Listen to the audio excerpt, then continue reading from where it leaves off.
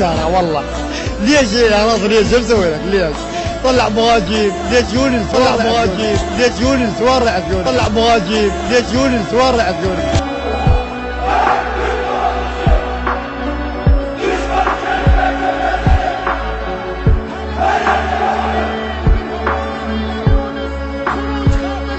المرمى وهدف لمصلحة المنتخب العراقي عن طريق يونس محمود.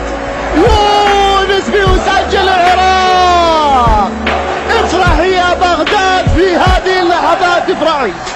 العراق تتقدم بالهدف الاول بعد مرور 71 دقيقة.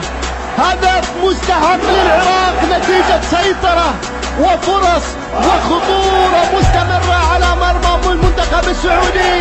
يونس محمود يصبح ثالث الهدافين مشاركة مع ياسر القحطاني وتكهارة.